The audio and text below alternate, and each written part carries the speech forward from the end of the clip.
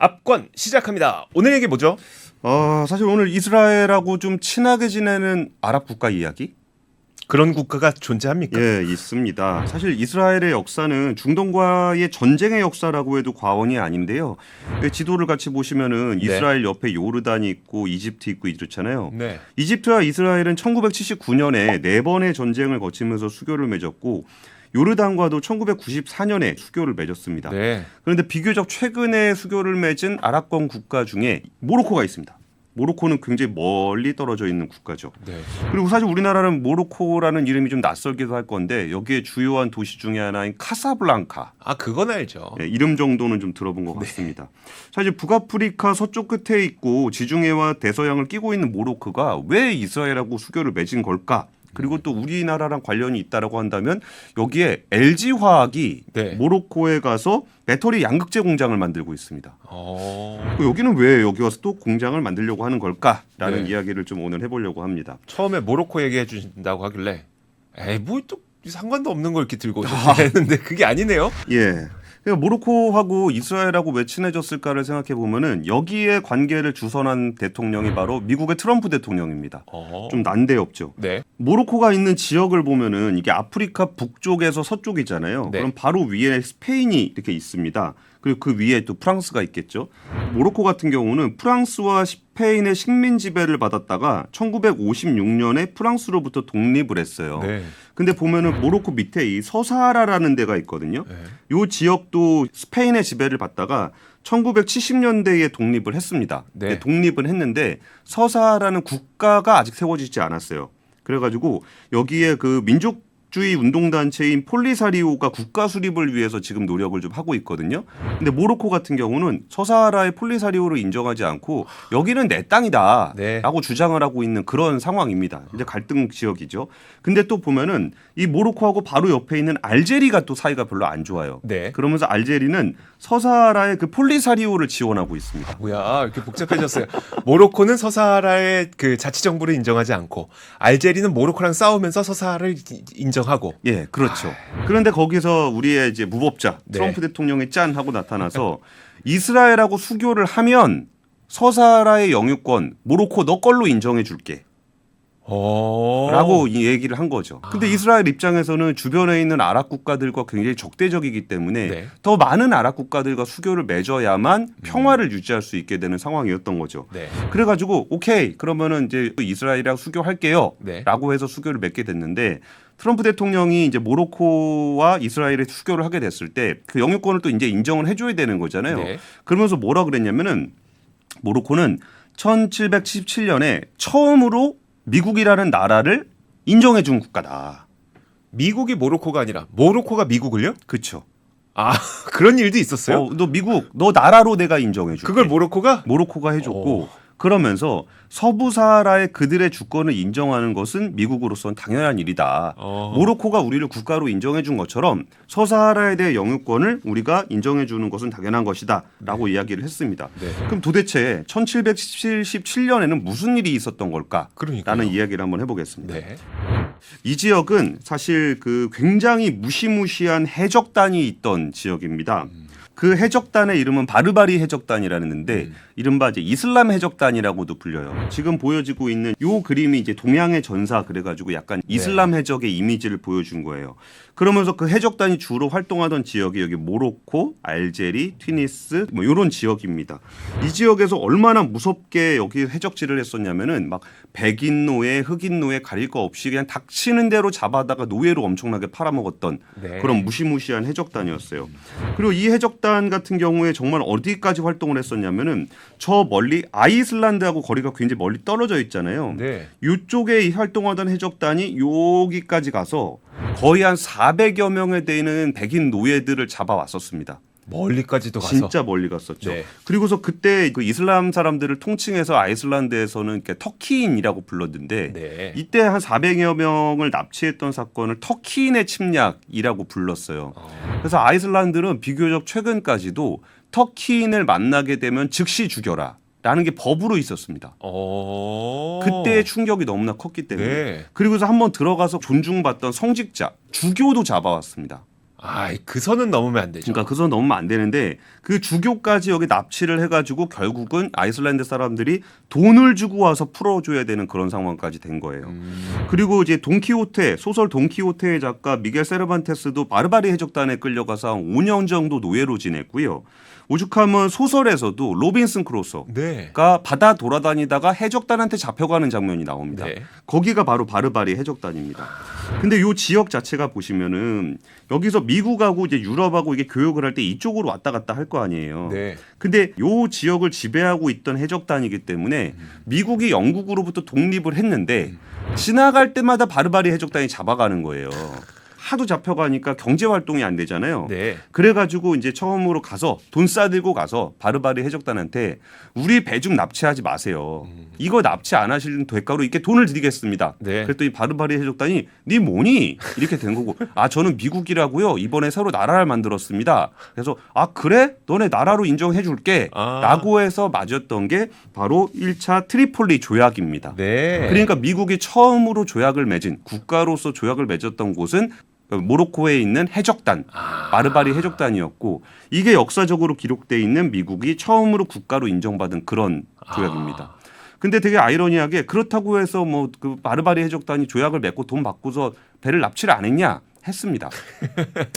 돈만 받고 계속적으로 여기서 이제 미국의 무역선을 납치를 해서 결과적으로 이제 미국이 처음으로 해전을 벌였던 원정으로 해외에 나가서 전쟁을 벌였던 게 바로 바르바리 해적단과의 제1차 바르바리 전쟁을 치렀던 거죠.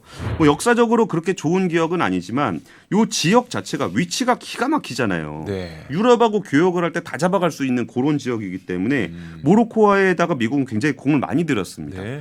미국 같은 경우에 FTA를 맺은 국가가 한 20여 개밖에 안 돼요. 그렇게밖에 안 돼요? 네, 한국이 59개랑 맺었거든요. 네.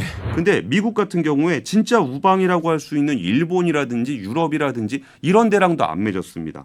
그런데 여기서 그 모로코 같은 경우는 워낙 중요한 지역을 차지하고 있기 때문에 미국과 FTA가 맺어져 있는 나라입니다. 그리고 2004년에 FTA를 맺었고 또 군사적으로도 비나토 동맹국, 네. 나토는 아니지만 동맹으로 인정받은 나라가 바로 모로코입니다. 모로코의 1위 수출 품목이 뭐가 있냐면 자동차가 있습니다. 주요 네. 수출 품목을 보면 자동차가 있는데 자동차가 왜 교역이 많으냐? 바로 위에가 유럽이잖아요. 그래가지고 뭐 르노라든지 스텔란티스라든지 이런 데의 자동차의 공장들이 모로코에 있어요. 그러다 보니까 자동차 산업이 많이 발전해 있고 또 굉장히 중요한 생산품 중에 하나가 여기 보시면은 1위가 비료입니다. 네. 그리고 5위가 인산입니다. 네. 이게 뭐냐면은 인광석이 매장량이 굉장히 많아요. 어디서 많이 들어봤는데 어디 쓰죠? 비료에 쓰죠. 비료에 쓰는데 이게 지금 인광석 같은 경우에 전 세계 매장량의 거의 70% 이상이 모로코에 매장이 돼 있습니다. 그래가지고 모로코는 인의 산지로 굉장히 유명한데 지금 그 이주호 기자가 살짝 진도 나갈라 그랬던 들어본 이야기. 어디서 들어봤어요? 바로 인산철 배터리. 그러니까 LFP의 P가 인산입니다. 그러다 보니까 지금은 이제 비료 소재로 굉장히 관심을 많이 받다가 인산철 배터리 소재로서 인이 재조명을 받고 있는 거예요. 근데 전 세계 인광석의 70%가 모로코에 있기 때문에 지금 중국 업체들도 모로코에 굉장히 많이 나가 있는 그런 상황이 돼 있어요.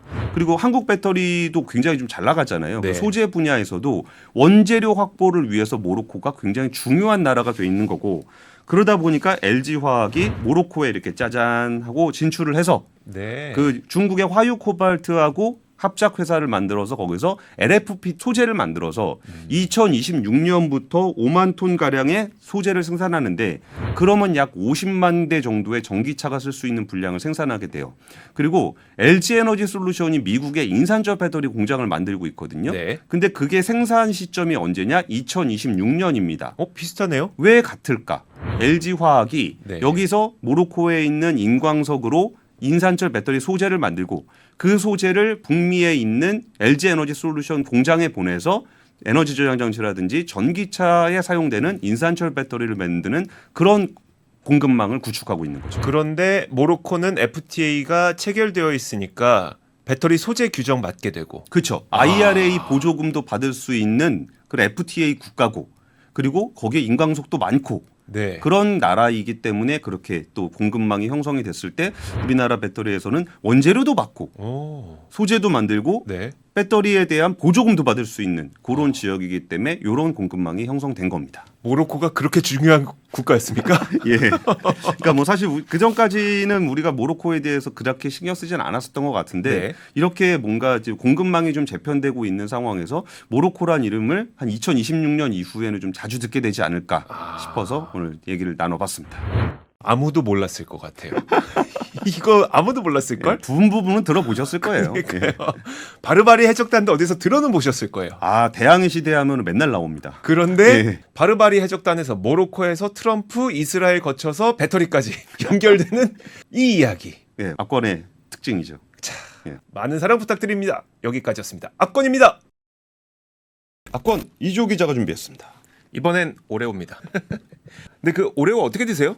오레오 씹어 먹습니다. 우유에 찍어 먹어야죠. 아, 그게 국룰입니다. 아 그래요? 우리나라에서는 안 그렇게 먹는데 이제 보시면은 포크로 여기 이렇게 찍는 겁니다. 아, 네, 포크로 이렇게 찍어서 우유에 아주 흠뻑 묻혀서 한 입에 먹는 게 오레오를 먹는 방법입니다. 아 지금 보여주신 요 장면입니까? 그렇죠. 자, 우유에 잘 찍으려면 이렇게 포크에 찍어야 됩니다. 그런데 예. 얼마 전에 난리가 난 겁니다.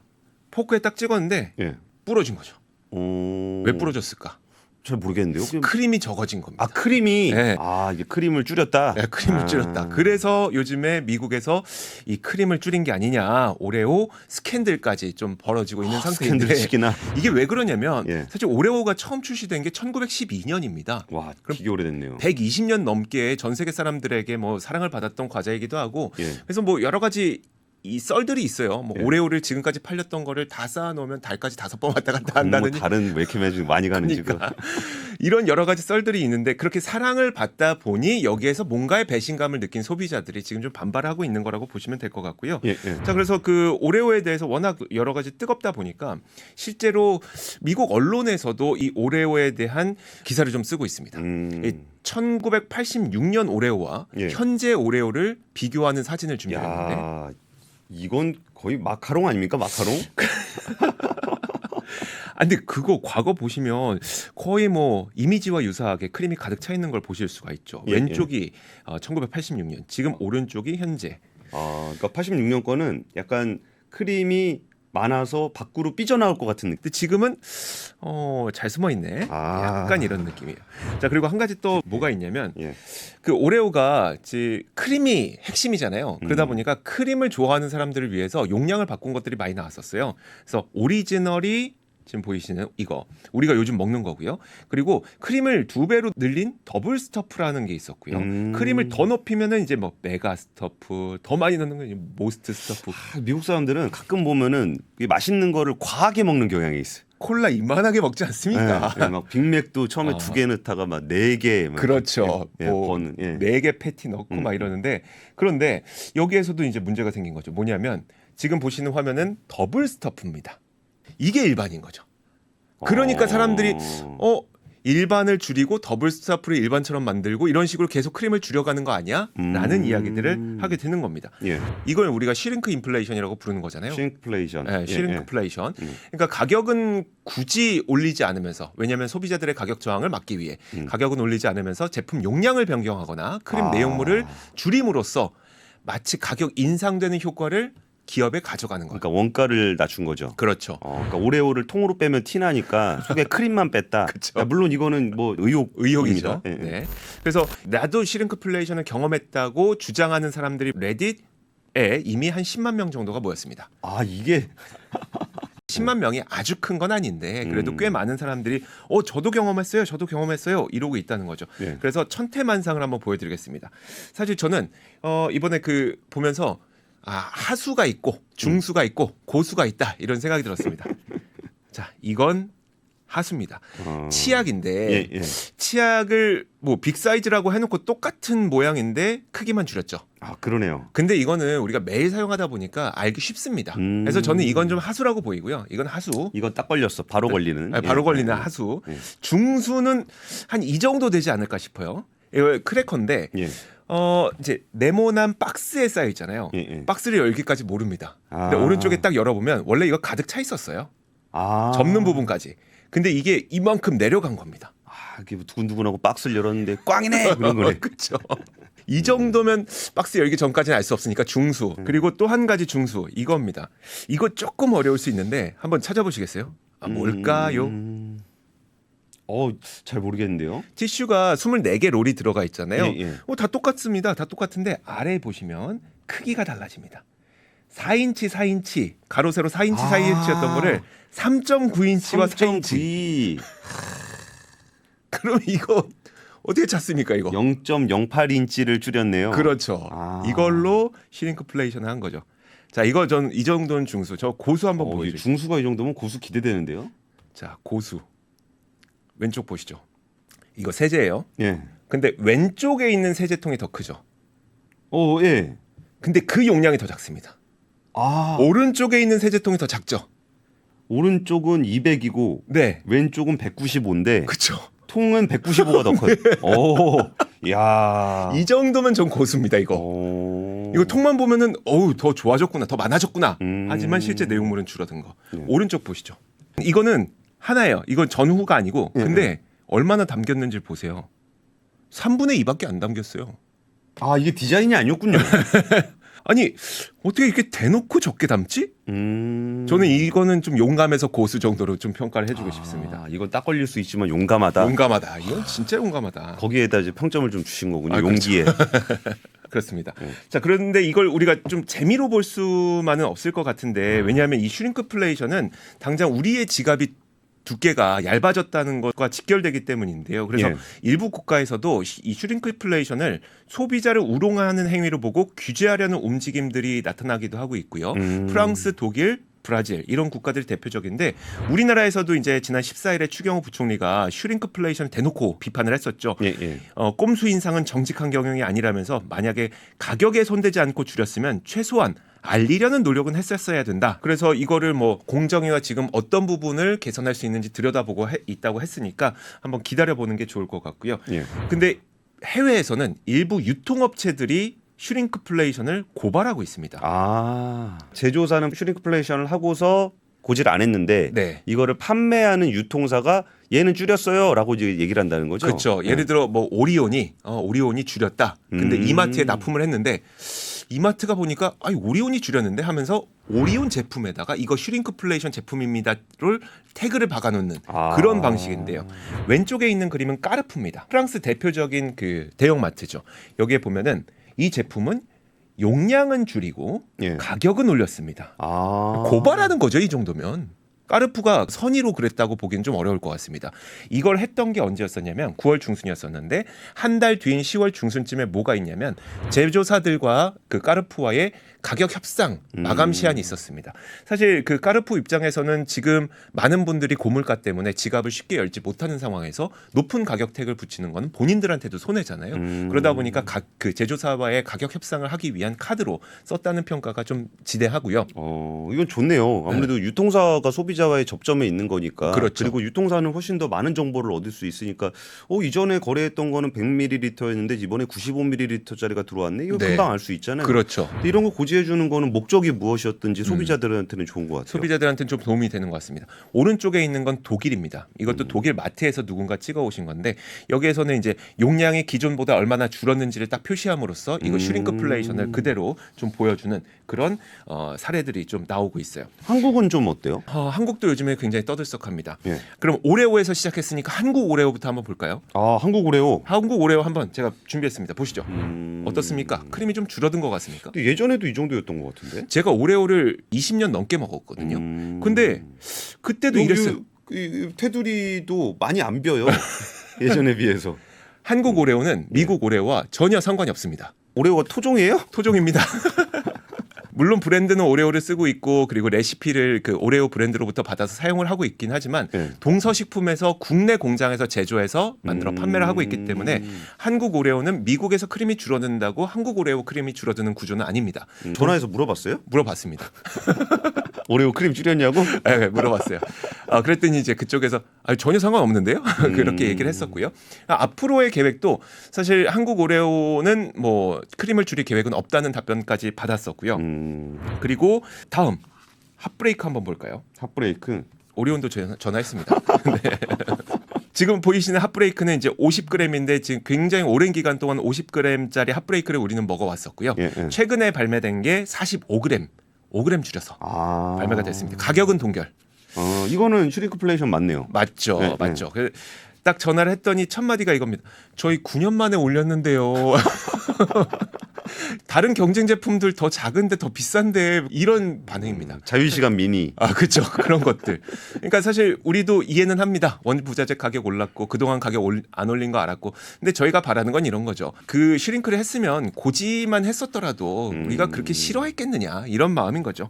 앞으로의 계획은 어떠십니까? 그랬더니 만약에 그 원부자재 가격 내리거나 그러면은 용량을 다시 늘리든 아니면 가격을 내리든 두 가지 선택을 할 계획입니다라고 하는 겁니다.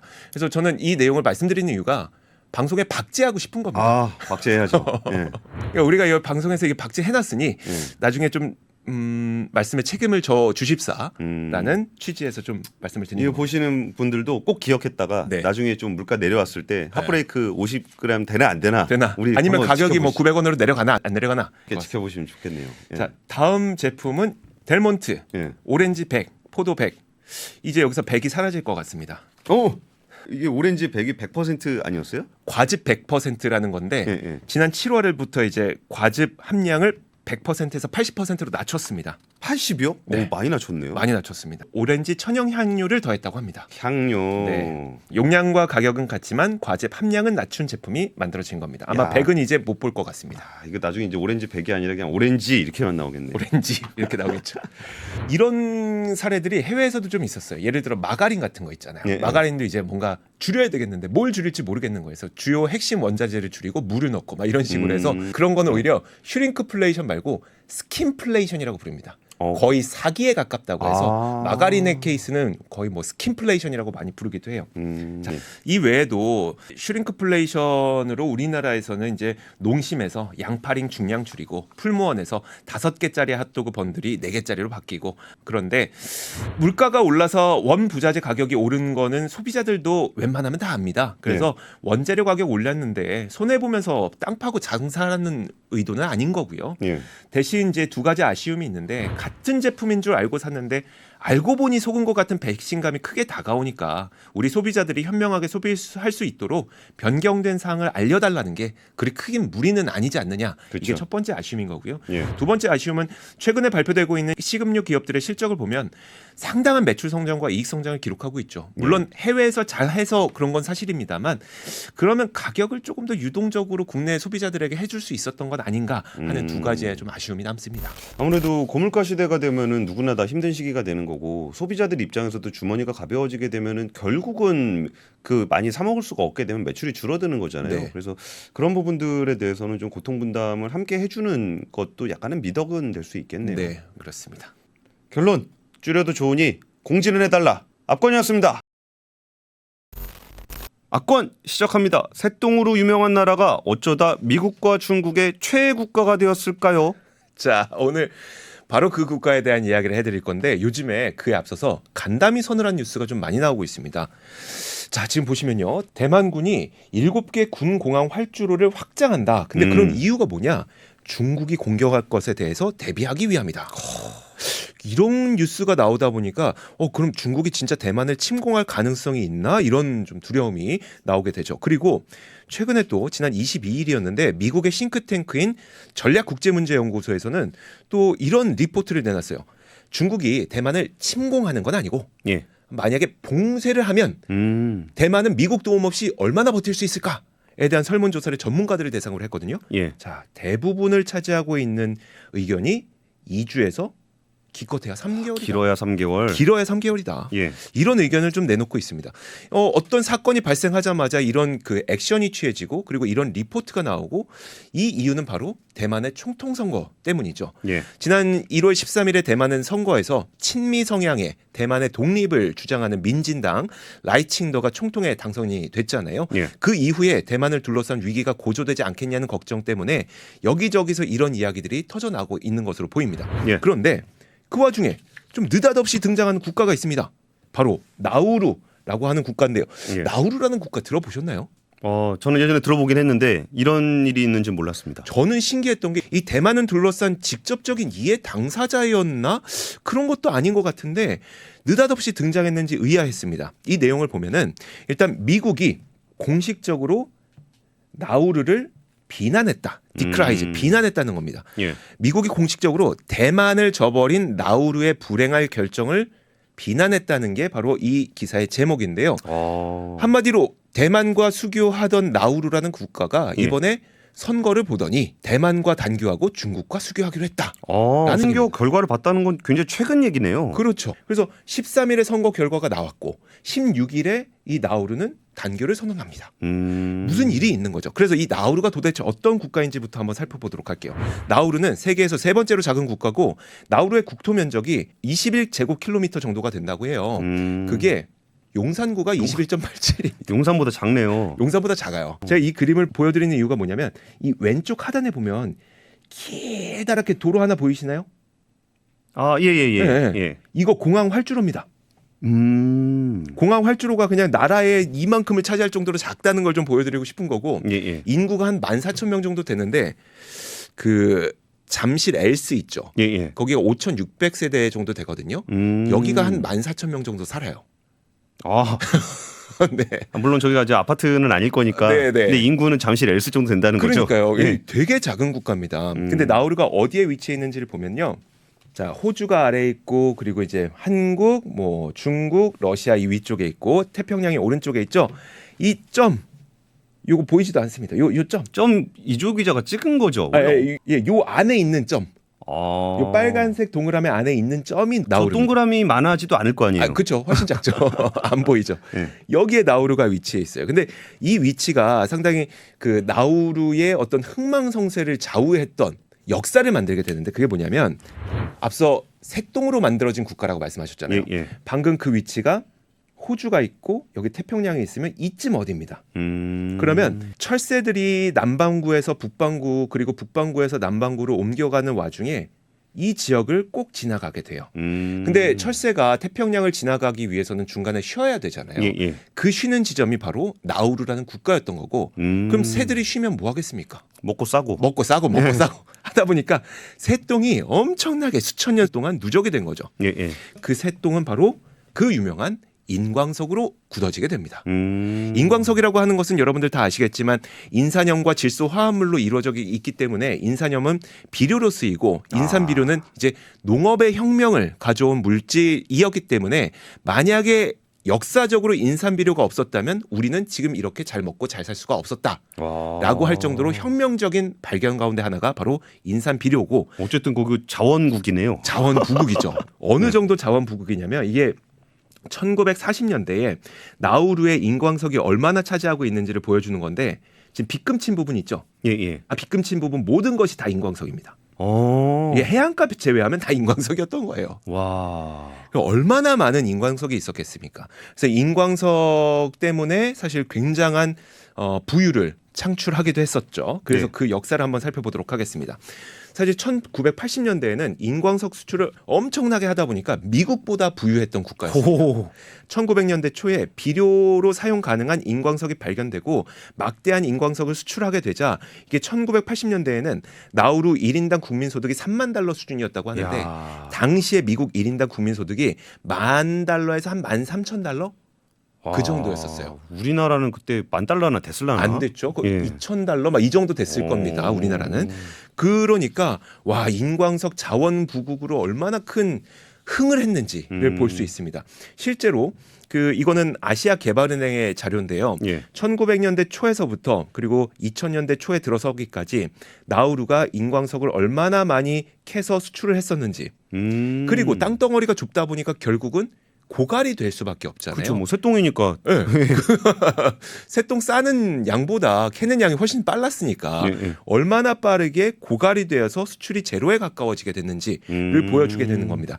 지금 화면에 보시는 것처럼 실제로 한 70년대, 80년대가 가장 수출 물량이 많았던 때입니다. 그래서 이때가 나우루가 가장 잘 살았던 그 시기이기도 하고요. 근데 잘 살면 뭐 얼마나 잘 살았다는 거예요? 1980년대에 $30,000 정도면 어느 정도죠? 몇 개의 증언들이 있습니다. 예를 들어서 이런 게 있죠. 람보르기니를 그렇게 샀다고 합니다. 용산구만한 데서 네. 람보르기니 끌고 다녀봐야 활주로에서 타야 되겠다. 얼마나 달릴 수 있겠습니까? 이게 네. 달릴 수가 없으니까 결국 이제 길거리에 버려두고 그래서 실제로 지금 나우루를 방문하더라도 정말 고급차 옛날 낡은 고급차들 있잖아요. 뭐 예. 레인지 로버라든지 막 이런 슈퍼카들도 있고 예. 그 고급차들이 폐차되어서 길거리에 버려져 있는 게 수두룩하다고 합니다. 와, 사실 그 되게 돈 많다는 산유국에서도 그 네. 람보르기니를 경찰차로 탄다는 얘기까지는 들어봤는데 그렇죠. 그냥 버렸다. 네, 버렸다는 얘기는 못 들었죠. 그 정도로 잘 살았습니다. 예. 그때는 돈이 넘쳐났던 거죠. 음. 근데 사실 저는 여기서 참고로 나우루가 몰락하는 과정도 좀 말씀을 드리고 싶어요. 예. 그 이유가 뭐냐면 자원이 고갈되리라는 사실은 나우루도 알고 있었습니다. 예. 그러다 보니까 이 인광석 수출의 끝이 있다는 것을 알고 나우루는 그럼 우리가 다음으로 뭘로 먹고 살지라는 고민을 하게 되죠. 산유국들의 고민하고 좀 비슷하네요. 비슷하죠. 그래서 예. 그때 손을 댔던 게 바로 금융 사업이었어요. 음. 수출을 못하더라도 만약에 외국인 자금들이 계속 나우루로 유입이 되면 먹고 살 수 있잖아요. 그런 나라들 많죠. 이른바 네. 조세피난처 그렇죠. 같은 나라들. 그런 국가들 예, 예. 관광도 안 하지만 잘 먹고 잘 사는 국가들 이런 걸 한번 해보기로 한 거예요. 그래서 그 당시에 1990년대에 400여 개의 외국 은행에게 라이선스를 제공합니다. 아니 용산구에 은행 400개가 있는 것도 버거울 것 같은데 예. 은행 400개의 라이선스를 제공했다는 게 정말 엄청난 거죠. 근데 그때 부작용이 발생을 하게 되는데 러시아 마피아를 비롯한 범죄 자금의 은닉처가 되고 여기에서 자금 세탁이 이루어지고 이러게 되니까 결국은 범죄 자금의 온상이 되면서 국제적인 경제 봉쇄 압력이 이루어지게 됩니다. 이 사업이 그쵸. 그래서 결국 나우루를 먹여 살릴 수 있는 신성장 사업이 되지 못했어요. 그러니까 금융업을 그런 식으로 하면은 네. 잠깐은 그런 검은 자금들이 들어와 가지고 조금 세금도 걷고 할 수 있을지 모르겠지만 결국은 이제 신뢰가 깨져버리니까 국제적인 금융 제재를 받게 되는 거죠. 제재를 받게 되죠. 결국은 제재를 받게 되죠. 그러다 보니까 이제 야 이걸로는 안 될 것 같고 동시에 진행됐던 사업이 또 있었는데 뭐냐면 전 세계에서 빌딩을 사들이기 시작합니다. 아, 역시 돈 벌었으면은 빌딩 사야지. 건물주 돼야죠.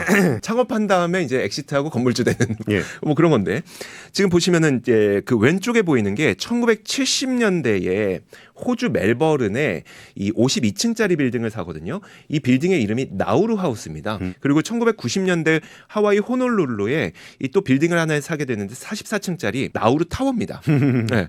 근데 그 몇 개의 빌딩을 투자를 하긴 해요. 그렇지만 여기서 나오는 월세로 국가가 먹고 살기로는 또 쉽진 않겠죠. 그렇죠. 그래서 결국 이것도 본인들의 성공한 사업은 되지 못합니다. 결국 어떤 상황이 되냐면 나우루는 국가가 작다 보니 내수가 없죠. 그리고 예. 여기에서 제조업도 없었어요. 채굴 산업밖에 없었습니다. 관광업도 없었어요. 인광석이 이제 고갈되죠. 그러다 보니까 나우루는 뭐 금융사업 손댔다가 안 되고 빌딩 했지만 이거 뭐 돈벌이 안 되고 이런 것들 때문에 결국은 지금 나우루의 주요 수익원은 호주에서 원조 받는 게 전체 예산의 3분의 2. 그리고 옆에 바다가 많잖아요. 예, 그래서 예. 그네 어업권 면허 지불하는 거. 자기들이 어업을 하는 것도 아니고 네, 면허 어업권 주는 거. 딴 사람들이 가서 어업한다 그러면은 그 자리세 받는 거. 네, 그거. 그걸로 지금 먹고 살고 있습니다. 그리고 호주 원조도 뭐냐면은 이런 겁니다. 호주에 난민들이 많이 들어오니까 이 난민을 호주가 스스로 감당하기 좀 싫기도 하고 어렵기도 한 거예요. 그래서 나우루에게 너희가 이 난민을 좀 받아줘라. 그럼 우리가 돈을 주겠다. 그래서 실제로 나우루에 가보면 세계 난민촌이 있습니다. 근데 여기도 문제가 굉장히 많아요. 뭐 범죄도 많이 일어나고 난민 자체가 문제라기보다 난민을 수용해서 치안을 유지하고 질서를 유지할 역량이 안 안 되는데 되는 거죠. 그 지원금 받으려고 그냥 무분별하게 받아갖고 관리도 안 하고 하다 보니까 그렇게 됐다는 거죠. 그렇죠. 예. 그러니까 이게 무엇을 보여주냐면 결국 지금 나우루가 선택할 수 있는 건 뭐냐? 경제적 지원을 해줄 수 있는 동맹 국가가 필요하다는 거죠. 그러다 보니까 내수도 없고 그래서 자생적으로 살 수 없는 구조가 되다 보니까 결국 나우루는 경제적 지원과 원조를 해줄 수 있는 국가와 수교를 맺어왔습니다. 대표적인 곳이 바로 대만이었었고 이 대만이 2005년에 나우루와 수교를 시작하게 되거든요. 그래서 그 아까 공항 보여드렸잖아요. 예, 예. 사실 나우루가 엄청 잘 살 때에는 취향을 되게 많이 했었어요. 막 호주도 가고 막 뉴질랜드도 가고 한데 근데 그 돈이 많다 보니까 방만 경영을 했던 거죠. 막 예, 예. 20%도 안 채웠는데 막 비행기 띄우고 하다 보니까 정작 그 인광석이 고갈됐을 때 예, 예. 경제적으로 힘들어졌을 때 다 망해버립니다. 그래서 비행기를 다 뺏겨버려요. 그거를 2005년에 그 대만이 수교를 해서 비행기를 찾아줍니다. 압류됐던 거? 네, 압류됐던 걸 찾아줘요. 그래서 겨우 지금 근근히 공항을 운영할 수 있게 된 게 대만 덕분인 거죠. 이런 식으로 자신들에게 지원을 해줄 수 있는 국가와 수교를 맺어오는데 이 분위기가 갑작스럽게 반전된 계기가 있었습니다. 뭐냐면 2016년에 친미 성향의 독립을 주장하는 민진당 차이잉원 총통이 대만의 총통으로 당선되면서부터였어요. 예. 그때 총통이 뭐라 그랬냐면 우리는 수표 외교를 지향하지 않겠다. 수표 외교? 그러니까 동맹국을 돈으로 사지 않겠다. 경제적 지원을 통해서 우리가 수교를 하고 경제적 지원으로 우리가 동맹국을 만들지 않겠다라고 천명을 해버립니다. 그러니까 그때부터 나우루 입장에서는 야 우리는 지금 수교 맺는 이유가 경제적인데 인도적 지원 아니면 경제적 지원 안 하겠다고? 그럼 이제 나우루에게는 다른 돌파구가 필요하게 된 것이죠. 근데 수교를 끊었던 거는 최근 일인 거잖아요. 그렇죠. 거기서 또 한 가지 문제점이 뭐가 나오냐면 로이터 보도에 따르면 호주의 자금을 받고 있다 그랬잖아요. 예. 호주의 자금 지원이 2026년에 종료될 가능성이 높다고 합니다. 그럼 전체 예산의 3분의 2가 날아가는 거예요? 날아가는 거죠. 그럼 그걸 채워줄 수 있는 다른 동맹 국가가 필요한 거죠. 나우루 입장에서. 저라면 중국. 그러니까. 그래서 대만에서 주장하고 있는 바는 무엇이냐면 중국이 돈으로 나우루를 꼬셔서 뺏어갔다라고 주장을 하고 있긴 합니다. 뭐 근거는 저도 없지만 네. 그런 것 같습니다. 왠지 그런 것 같죠. 그래서 이 사안을 서구 사회에서는 굉장히 민감하게 바라보고 있어요. 그 이유가 뭔지 하나씩 보도록 하겠습니다. 자, 일단 어떤 반응을 보였는지부터 보겠습니다. 프랑스 24에서는 나우루가 이런 결과를 내놓고 나서 나우루의 선언이 충격적이었다, 쇼킹하다라는 이야기를 해놓고 있습니다. 사실 냉정하게 보면 인광석 이미 고갈됐기 때문에 산업적인 측면에서 나우루는 뭐 대만에게 그렇게 매력적인 그런 국가는 아닐 수 있습니다. 중국에게도 마찬가지죠. 이쪽 기자 너무 야박한 거 아니에요? 재산 떨어졌다고 이게 수교 끊는 게 어딨어? 그렇긴 하지만 예. 인구도 작고 뭔가 경제적인 이득을 취하기 위해서 동맹을 맺을 국가가 나우루는 아닌 거잖아요. 예. 그럼에도 불구하고 중국이 수교를 맺기 위해서 동맹국을 뺏어간 것에 대해서는 서구 사회에서 상당히 예민하게 바라보고 있는데 예. 충격적인 선언이라고 표현을 했고요. 그리고 제목을 보면 헤드라인에 중국의 태평양에 대한 모욕적인 유혹의 결과가 나타나고 있다. 그러니까 돈으로 샀다 이런 네. 얘기죠. 네. 그게 이제 결과로 나타나고 있다라고 평가를 하고 있습니다. 그러니까 한마디로 중국이 대만의 동맹국들을 야금야금 앗아가고 있는 걸 알긴 했는데 예. 이게 대만을 외교적으로 고립시키는 그 전략이 진짜 먹히는 건가? 라는 생각을 요즘엔 서구 사회에서 나우루 사례를 보면서 하고 있다는 겁니다. 예. 그래서 실제로 이 대만의 동맹국이 얼마나 급감을 하고 있는지를 한번 보여드리도록 하겠습니다. 1990년대까지만 하더라도 한 30개 정도가 됐던 대만의 동맹국이 지금은 12개밖에 남지 않았습니다. 저 중에 하나가 한국이죠. 그렇죠. 이것도 한국이죠. 예. 그리고 지금 좀 급격하게 내려간다는 느낌이 드는 구간 보이시나요? 이때 여기서부터 훅 떨어지죠. 2015년 이후에 보면은 2016년에 수표 외교를 안 하겠습니다 선언했다고 했잖아요. 예. 그때부터 동맹국들이 급격하게 줄어드는 현상이 실제로 나타나게 됩니다. 그리고 이 기간 동안 파나마, 도미니카 공화국, 엘살바도르, 솔로몬 제도 다 중국과 수교를 합니다. 그러니까 대만에서 단교하고 다 중국으로 간 거예요. 그러네요. 정말 극단적으로 중국이 대만의 동맹국들을 빼앗아 갔다고 표현해도 될 정도로 다 뺏어간 겁니다. 예. 근데 이런 국가들의 공통적인 특징을 보면요. 대표적으로 가장 최근에 이 대만과 단교를 선언하고 중국과 수교했던 국가가 온두라스인데요. 2023년 3월이었습니다. 근데 이 국가를 한번 보면은 세계에서 가장 위험한 국가. 그렇죠. 무차별 살상 벌어지고. 그렇죠. 그리고 가난한 저개발 국가. 대신 위치를 보면 북미와 남미를 잇는 초입에 있는 뭔가 지리적으로는 굉장히 중요한 경제적으로 이득은 없지만 지리적으로 굉장히 중요한 그런 국가들이 지금 대만과 단교를 하고 중국과 수교를 맺고 있습니다. 예. 그리고 이 나우루의 경우에도 태평양을 가운데 두고 왼쪽에는 중국과 러시아 오른쪽에는 이 서구 사회, 미국과 뭐 유럽 해가 서구 사회가 있잖아요. 근데 이 태평양을 지키는 게 상당히 중요하지 않습니까? 그러다 보니까 그러니까 그 나우루의 경우에도 이 태평양을 안전하게 지키는데 꼭 지정학적으로 뭔가 의미가 있을 것 같은 그런 위치를 갖고 있는 게 또 나우루죠. 나우루도 마찬가지로 경제적 이득은 없지만 뭔가 지리적으로 굉장히 중요할 것 같은 그런 위치에 차지하고 있는 곳들을 자꾸 중국이 가져가고 있는 현상이기 때문에 현재 서구 사회에서는 이런 현상을 상당히 예민하게 바라보고 있습니다. 예, 그러니까 이게 지금 사실 미국에서도 이 태평양 도서 국가들이 뭐 경제적 이익보다는 중국이 태평양으로 못 나오게 하는 봉쇄를 하는 역할을 그쪽에서 할 수가 있잖아요. 네. 근데 그거를 이제 중국도 아니까 그럼 태평양 도서 국가들을 하나하나 좀 자기 편으로 만들려는 시도가 있었고 그 중에 하나가 이제 나우루가 된 것 같으네요. 네. 그리고 아까 프랑스 24에서 얘기를 했었잖아요. 네. 요 근처에 그 뉴칼레도니아도 있는데 네. 거기가 그때 주민 자치 투표 해가지고 이제 거기가 프랑스령이었거든요. 근데 프랑스령인데 거기가 국민들이 이제 분리 독립을 위한 투표를 진행했을 때 그때도 그런 썰이 있었어요. 중국이 뭔가 분리 독립 쪽에다가 좀 지원을 하는 것 같다. 네. 결과는 어떻게 됐습니까? 결과는 이제 프랑스령으로 남기로 했는데 이게 프랑스 언론에서 저걸 예민하게 바라보는 게 남의 일 같지는 않아서 그런 것 같아요. 그럴 수 있겠네요. 예. 지금 이런 식입니다. 전 세계가 좀 이렇게 흘러가고 있다는 걸 좀 보여드리고 싶은 거예요.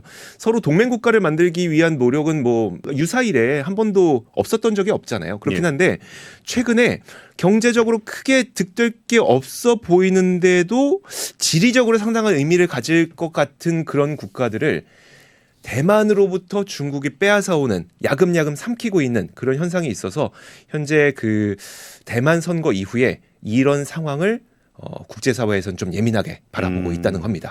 예, 우리가 항상 거대한 국가들의 흐름들만 바라보는데 정말 작은 단신으로 우리 쪽에는 언급이 되겠지만 이런 작은 전략 하나하나, 포석 하나하나가 나중에 큰 그림에서의 뭔가 그 신호탄이 나타날 때 중요한 포석이 되지 않을까 네. 싶습니다. 오늘 그 나우루 이야기를 나눠봤습니다. 박건이었습니다.